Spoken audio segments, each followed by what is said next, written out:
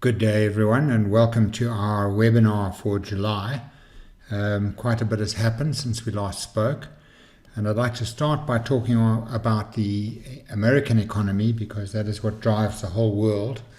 And on the screen you can see I've got the S&P 500 there over the bull trend that we're currently in, and showing the 4 major corrections in that bull trend over the last 10 years. The American economy has been expanding for 121 months. That's just over 10 years, and that is a record. That is an all-time record. Unemployment is at 3.6%, which is the lowest it's been since the 1960s. So economists in America are asking this question: how long can it go on? And also, with this level of unemployment, why is inflation below 2%? Normally, in theoretical economics, full employment in an economy, and especially the American economy, is reached when unemployment is between 4 and 5%. As soon as you reach that full employment level, in terms of economic theory, wages are supposed to rise because there are too few employees to meet the needs of industry. But that hasn't happened. So economists are a little confused. We're at full employment. In fact, we're past full employment. And wages are not rising. And inflation is staying low. In fact, the inflation rate in May month this year in America was 1.8%. And I see that there are 2 reasons for this. The first one is the fall in the oil price. The oil price in 2014 fell to roughly, stabilized at roughly half its previous price. So it was trading around $120 a barrel, and it's now trading around $60 to $70 a barrel. So it's actually halved. And that has a very widespread impact on worldwide inflation, because almost every product is either transported by an oil-fired engine at some point in its life cycle, or contains plastics or oils. So when the oil price drops, it cuts inflation quite dramatically, and vice versa, of course. And the second reason is the 2008 collapse of Lehman Brothers and the Great Recession, as it became called, has caused a lot of fear in the world economy. So businesses, consumers are scared. They were scared by that crash in 2008, caused by the collapse of Lehman Brothers and what has become known as the subprime crisis. That fear is still there. There is still the residue of that fear, and it causes consumers not to spend the cash they have. Same with businesses. Businesses sit on their cash piles. But that fear is slowly unwinding.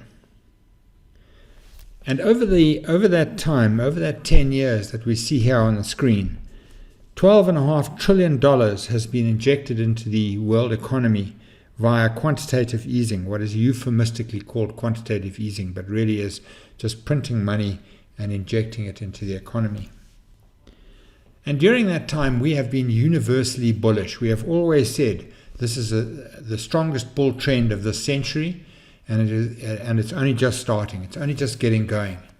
And lots of people have come out and said, no, we're at the top of the cycle, and you should sell out and get out of the market. But we have remained consistently bullish. And the reason is that amazing injection of $12.5 trillion in quantitative easing, plus the ultra-low interest rates which exist everywhere in the world, even to this day, which have been there for about 10 years, they have stimulated the world economy. And that stimulation is not finished running its course. Of course, Donald Trump is benefiting. There's no doubt about that. Every time the S&P 500 makes a new record high, Trump crows about it and claims that he is the reason for it. But of course, the factors which led to this great bull market really have very little to do with him. He has had a marginal impact through his tax cuts, but that is all we can really say. The real question now is, will this bull trend continue for the next 16 months? Because that's when the next election is. We think it will. And obviously Donald Trump is going to claim credit for that. And it may well swing a sizable portion of the US voters in his favor. So there have been 4 major corrections. The last one is the one that you see on the right-hand side of your screen, marked with that ellipse. And you can see that took the market down 19.8%. And yesterday, last night, the market made a new all-time record high at 29.64. So the bull trend is still intact. The bull is running. If we turn to the South African economy, obviously, when you consider an economy, it's important to think about it. As a private investor, you need to think about what is going on in our economy, because it impacts on share prices in a variety of ways. And when you think about our economy, you really need to consider 5 different issues. You need to think about the inflation rate. That's very important. The level of interest rates, the money supply, the balance of payments, and the business cycle. Now, those 5 things are interrelated, and they all impact on the rand, and they are impacted by the rand. So there's a complex matrix of different parameters and variables here that you need to always be looking at. Of course, the Monetary Policy Committee meets every 2 months to adjust interest rates, and they either have their foot on the accelerator or the brake. If they increase interest rates, they're putting their foot on the brake, and that slows the economy down, but it tends to control inflation. They put their foot on the accelerator, that means they're reducing interest rates, and that's obviously a dovish position, and that tends to stimulate the economy because people are paying less interest on their overdrafts, on their credit cards, on their bonds, and so forth. But the MPC, the Monetary Policy Committee, cannot address the structural problems in the South African economy. And there are really 3 major structural problems. The first one is the size of the civil service. The civil service in this country is about twice as big as it should be. And we need to cut that civil service down because we simply cannot afford to employ all those people. The second area is the labor market, which is very inefficient, or rather it's skewed in favor of the unions. So employers are now reluctant to employ people because it is so difficult to get rid of them when they want to get rid of them. So the labor market needs attention. And then the third area, of course, is a result of those 2 things, and that is government indebtedness, particularly in the state-owned enterprises like Eskom and SAA. Now, the fact that the rand has been fairly stable over the last 10 years, that inflation has been kept under control by the Reserve Bank, is a major achievement. It is what has prevented South Africa from becoming another banana republic. In fact, the Consumer Price Index is now at 4.5%, the middle part of the range, in the center of the range. The range is between 3% and 6%, so the CPI is right in the middle of that at 4.5%. And it has been brought down to that level from the upper end of the range when it was trading a couple of years ago at around 6%. So that reduction in the inflation rate from 6% to 4.5% is a major achievement. And we should not underestimate the importance of having a stable currency. To see the consequences of an unstable currency, you just have to look to the north, to Zimbabwe and other countries to the north of us. But of course, the 3.2% drop in GDP in the first quarter was a major problem for us. Partly it was due to load shedding, and that obviously goes back to the Eskom question. Unfortunately, we've had the CEOs of both Eskom and SAA resigning. That's Hadebe and Jarana. And they're resigning because of excessive government interference in their area. Obviously, if you're going to get a top person to run a particular area of the economy, then you need to give them the autonomy they need. You mustn't interfere with what they're doing. And that 3.2% fall in GDP in the first quarter wiped out the entire growth in 2018. So in the one quarter, we wiped out the entire growth that we made in 2018. Also, it looks like this year is not going to be a great deal better. It looks like it will not be a year of great growth. Most of the estimates are around 1%. Some of them are even lower. So it's a very tough environment. And you can see how tough it is by just looking around at a few things that are going on. One of the most notable things is a drop-off in subscriptions for medical aids and medical schemes. This is almost unheard of. People will keep paying their medical aid even when they haven't got money for food, because obviously if they get sick, they have to be able to go and get treatment. But in fact, there's been a substantial drop-off in subscriptions, and Discovery has obviously made a note of that. The average income of South Africans in real terms over the last 5 years has gone up only 0.5%. That's a staggering number. Only 0.5% if you take inflation into account. Medical aid rates have gone up between 5.8 and 10.9% over the same period. And we see that in 2018, claims inflation, the increase in the cost of paying for claims in the medical profession was 9.4%. And that is substantial. So Discovery have put their rates up by about 10%, and obviously that will result in even more people dropping off their subscriptions. Of course, we expect an interest rate cut in July. It's almost inevitable. It will probably be 25 basis points, in other words, 0.25%, but it could well be 50 basis points, which is 0.5%. I think it should be, but we don't know at this stage. And of course, that will help over time. But reductions in interest rates are slow-moving events. They take months and months to accumulate to have a real impact on the economy. And Ramaphosa must move quickly to solve the structural problems which we spoke about earlier. And that move will be politically both difficult and dangerous, in my opinion. Of course, one of the solutions here is foreign direct investment. And that has helped a great deal. In 2018, the level of foreign direct investment doubled to 77 billion rand. That's the money that came in. But that's still a far cry from the $100 billion which Ramaphosa spoke about at the beginning of his term. That would be about 1,450 billion rand. So, I mean, we've got a long way to go if we want to get to that point in the next 5 years. Of course, one thing that is helping South Africa on the foreign direct investment is the steady rise in commodity prices. Since the beginning of 2016, commodity prices have been going up. And obviously also the improved sentiment from overseas investors.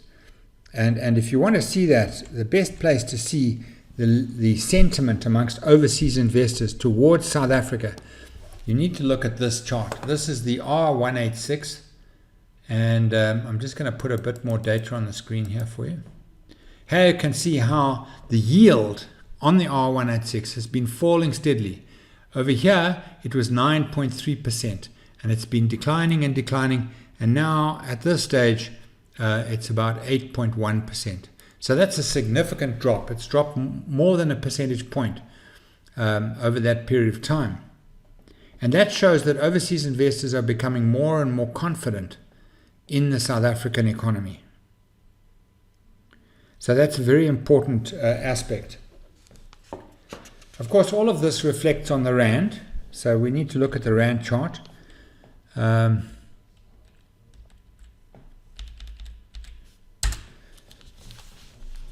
During the time since our last webinar, Ace Magashula has made some very unfortunate remarks about nationalizing the Reserve Bank and looking at quantitative easing as a method of financing various things in South Africa.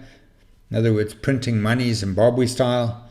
All of those things had a negative impact on the rand, and you can see also that there was considerable worries about the election. But now that Magashula has been substantially debunked, and everybody has stood up and said, no, the Reserve Bank won't be nationalized, and we won't be printing any money, won't be doing quantitative easing. So the rand has been strengthening steadily, and this morning it was trading at just over 14 rand to the US dollar. It strengthened about a rand to the US dollar from 15 to 14. So that's a good thing.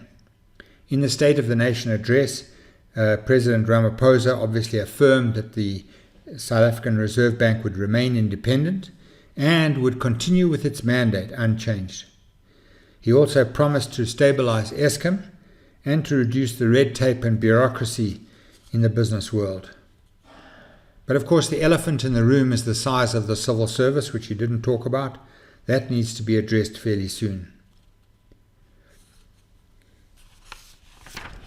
Okay, let's talk about a few general points before I go on to other things. The first thing that you might not know that I came across this month, which is quite interesting, is that we all know that Eskom has got this huge pile of debt, about 440 billion rand. And 16.8% of that is held by the Government Employees Pension Fund through the PIC, the Public Investment Corporation. So the PIC actually holds 5 times more of Eskom debt than its next largest creditor. That's quite amazing. It shows that the government is actually a major financier of Eskom already through the pension fund. It has been suggested that maybe the PIC could sell its holding of Naspers.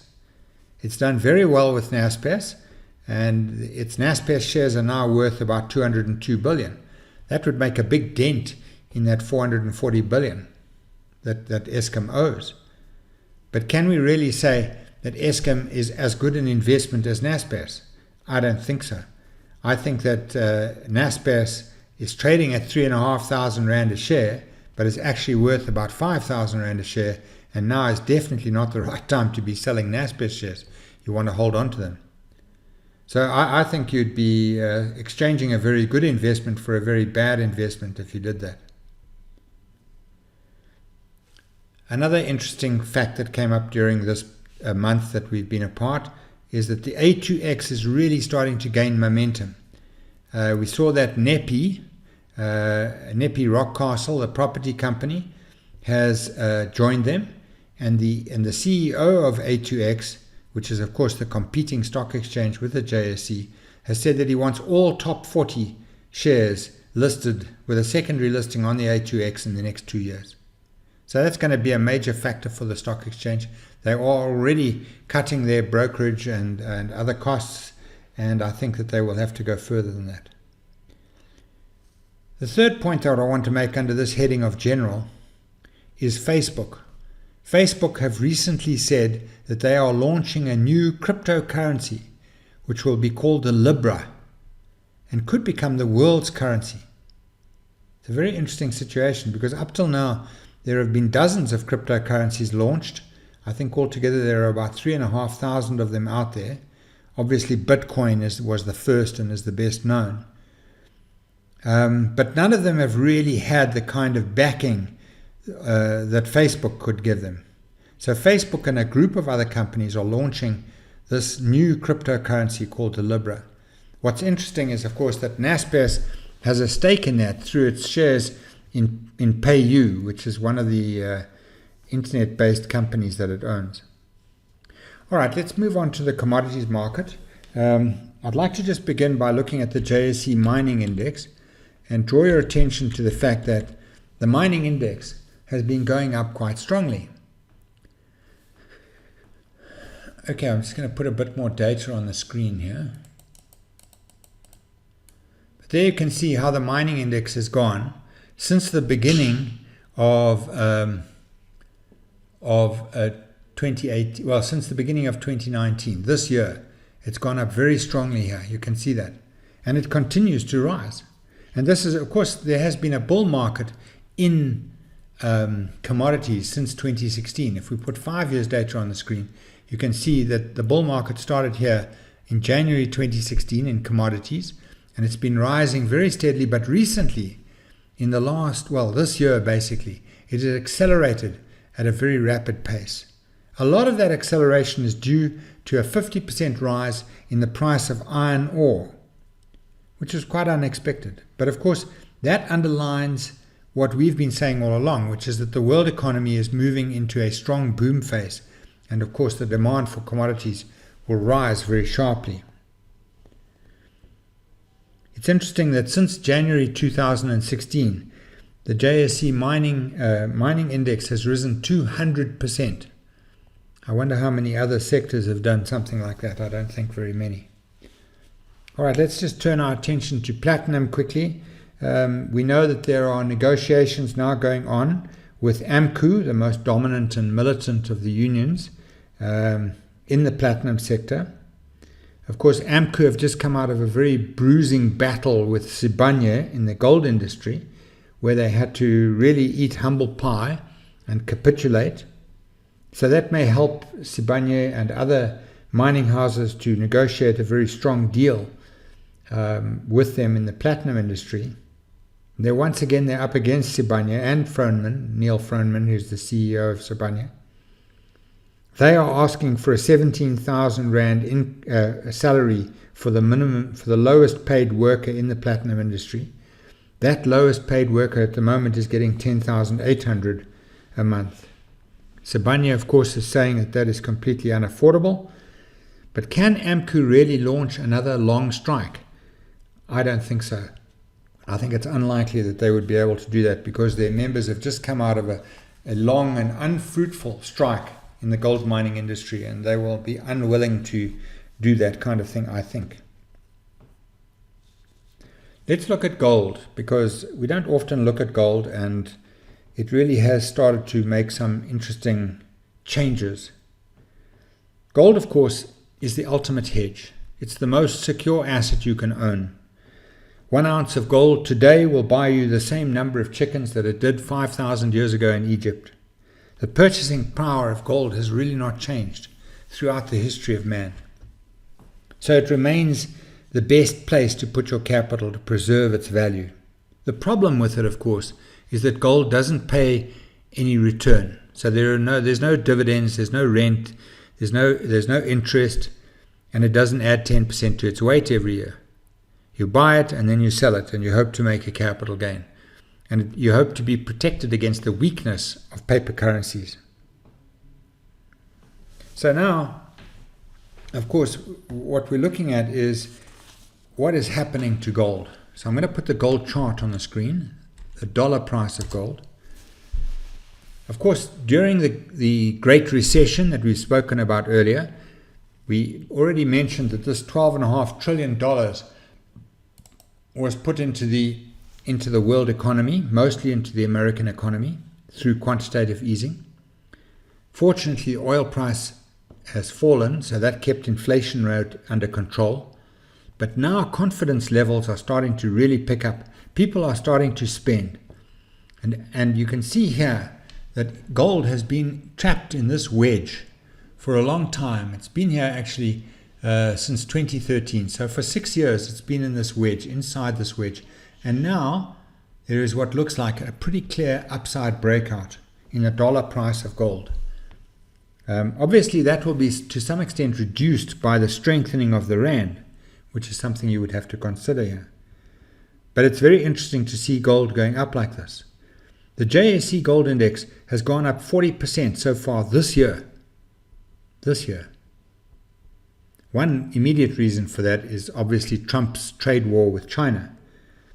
But I think the real underlying cause is that all that money was printed and put into the world economy. It's now starting to reflect in commodity prices. Another factor there would be the saber rattling that Donald Trump has been doing in the Middle East. He's threatening war. Wars are always inflationary. Inflation always results in rising gold prices. But will there actually be a war? I don't think so. So that's not a big factor in my opinion. Let's turn our attention quickly to coal. As we know, Eskom relies heavily on coal.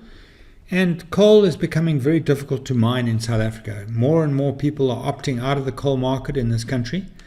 And one of the reasons for that is, of course, the third mining charter. But there's not really a problem here, because Botswana sits on a massive reserve of coal, which is close to the surface, can be mined through open pit mining, and it's very high quality coal, which can be easily moved to Eskom to its power stations by rail from Botswana. There's also a chance that Botswana will develop its own oil from coal technology, and they have a very much more friendly investor environment. So they actually encourage people to come and invest in that country. They're desperate to diversify their economy away from the diamond industry. So this would be one way of doing that. Okay, let's look briefly then at some sectors and some individual shares. The banking sector, as you probably by now are aware, is becoming extremely competitive. There is in fact a price war going on in the banking sector. The new entrants are offering either zero transaction fees or very much lower rates, and the big four are following them and reducing their prices. Nedbank has said that it will spend billions of rands to improve its product range and to defend its market share. Time Bank, the newly launched bank by Patrice Motsepe, has already got 500,000 new accounts. Discovery, which is in the process of launching its bank right now, says that it aims to sign 1,000 new accounts every single day. And most of those accounts, of course, will be from AB Income Group people, and that is going to hurt the big banks. But I don't think it's possible for all these new entrants into the banking market to survive. I think there's got to be some consolidation in due course, so watch out for that. All right, now I'd like to just talk about a few shares which I think you should be looking at. Napier is one of them. We mentioned it earlier. Obviously, the Napier was part of the famous resilience, or the infamous resilient group, and Napier Rockcastle, and the share price actually halved as a result of that. If I put that on the screen, you'll see what I'm talking about. You can see that Napier was trading up here at about 125 Rand a share in December of 2017. You can see its share price collapsed all the way down to half of that, about 115. It has since recovered. It's been moving sideways, but it is recovering. And we think that at these levels, it represents very good value. They have tried to distance themselves from the resilient group by getting rid of the old resilient directors, Nossels and Matulovic, and distancing themselves generally. And also they've been helped a lot by the Financial Services Board, who've come out and said there's actually the FSCA, they've come out and said there's no evidence of any misleading reporting or any dirty work at the crossroads. But the share price has remained stubbornly low, and we think that it's cheap at these rates, and that in due course institutional investors will come piling back into the stock. In the results to the 31st of December 2018, distributable earnings were up 9.5%. Their rental income was up 29%. Their vacancies were just at 2.8%, and their collection rate was close to 100%. They have a loan to value of 32%, which is very healthy. And their portfolio is worth about 6.6 billion euros, mostly in Europe, or altogether in Europe, and it's 20% more than it was a year ago. So they are benefiting from the strong growth in the European economy. And we think that the share is cheap at this level. Okay, then I'd like to talk about another share, Storage. I'm sure you all know about Storage. It's also a property company. It's in fact the only real estate investment trust on the JSE which specializes in storage. They have 60% of their properties are here in South Africa, and the remaining 40% are in the UK. But you can see how this share is starting to really take off in the current environment by looking at the chart there. They own 49 properties in South Africa, 16 in the UK. Their dividend was up 9% in the year to the end of March this year, which is a very good performance. They have a gross lettable area. The total lettable area they have is 108,000 square meters. They seem to do well both in booms and recessions, which is very important. The average client who takes out one of these storage units keeps it for about 2 years. Obviously, this company is becoming more and more of a rand hedge, and what we see here is that the chart is showing early signs of becoming a diagonal. In other words, a share that goes up from the bottom left-hand corner of your screen to the top right-hand corner over a period of time. And you can see it's starting to perform like that. So it's definitely one for you to take a look at. The next share I want to look at is Sasol. Sasol has been an interesting share for many, many years. Of course, it started in the oil from coal industry, and it did very well in that industry. And you can see here in 2014, when the oil price collapsed, the Sasol share price collapsed with it. But it found support here at around 350 Rand a share. And it's been above that level for a long time until just the last few days. And it's broken down through that level. And yesterday, it closed at 347. Now, one of the reasons for this is that investors are very disappointed that Sasol has had cost overruns at its Lake Charles chemical plant in Louisiana in America. They're building this huge chemical plant in America, and they really have battled to bring it in on time and within budget. They're way outside their budget now. But that chemical plant is now 96% complete. 2 of the 7 production units are already running and producing. We believe that once all 7 are going, it will substantially increase the profitability of Sasol, and it will diversify it away from the oil industry, which is a good thing. It will also tend to benefit from the boom which is going on in America at the moment. So the net asset value of this share is 359 Rand. The share is trading for 347. It's obviously a Rand hedge, but of course it's still a commodity share, and there is some risk here. There's definitely some risk here. But it has got a very strong balance sheet, and it is extremely well managed. So how much risk can there be? I mean, if you buy it down here at 347, you have one satisfaction. You're not buying it up here when it was at 488, but somewhere out there is a person who's filled his pockets with these shares at 488 Rand. And if you buy them at 347, you're doing a whole lot better than him. So that's something to consider.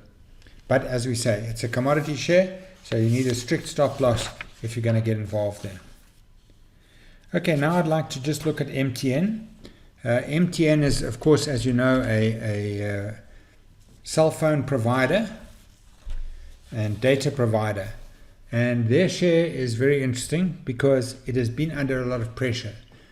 Unlike Vodacom, which is their main competitor, they have extensive interests in Africa. In fact, South Africa is their 3rd largest marketplace. Iran and Nigeria are bigger.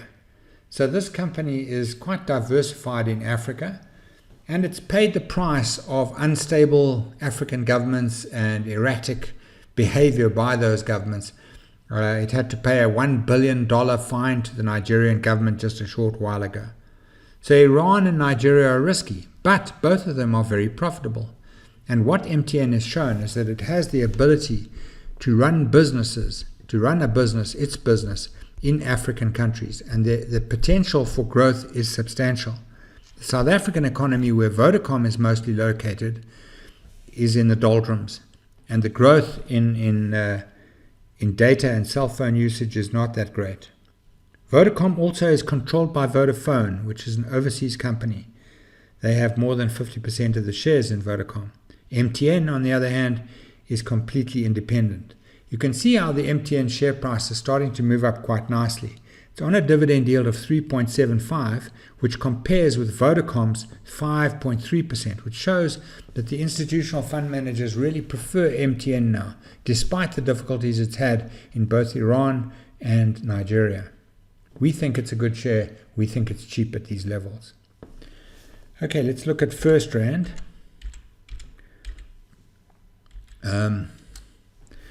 First Rand, of course, as you're aware, is our biggest bank in South Africa, at least on market capitalization. And what I want to just point out to you here is that this share has been in a wedge for the last 3 or 4 years, and there've been a number of buying opportunities. If you'd been following this wedge, you could have bought into the share at these various buy points that I've identified here. So a wedge is where you have a falling upper trend line and a rising lower trend line. And now it looks like that First Rand may actually be breaking out of this pattern on the upside. And we certainly think it represents good value at these levels. Of course, the banking sector is becoming more competitive. We spoke about that earlier. But we like First Rand. And we want to see if maybe this upside trend can be sustained. That's what we want to see. The final share that I want to look at is MultiChoice. As you know, MultiChoice, sorry, I pressed the wrong key. The one I want is actually MC. There we go. MultiChoice is under the letters MC in your software. but that's not it either. Okay, let's try that again. There we go, MC Group. Okay, so now MultiChoice was spun out of Napier and separately listed on the 27th of February. So this is the whole chart. You're looking at the whole chart. There isn't any more data. And as you can see, the share price chart has been going up quite nicely. This is one of the fastest growing pay TV providers in the world. It has 15.1 million subscribers in 50 countries, most of them in Africa. The subscriber base has grown by an average 14% compound for the last 2 years. And this share has quite a good volume traded as well. It's an institutional stock. It's trading 300 million rands worth of shares a day on average. So we think that this is a good share. We think it's got upside potential. The fact that it's trading 300 million a day and rising steadily means that the big institutions really favor this share. And we think you should be looking at it as well. Well, folks, that's really what I've got for you today. I hope that you found something there of interest. I will be back in the first week of August, so I wish you good investing until then. Thank you for listening.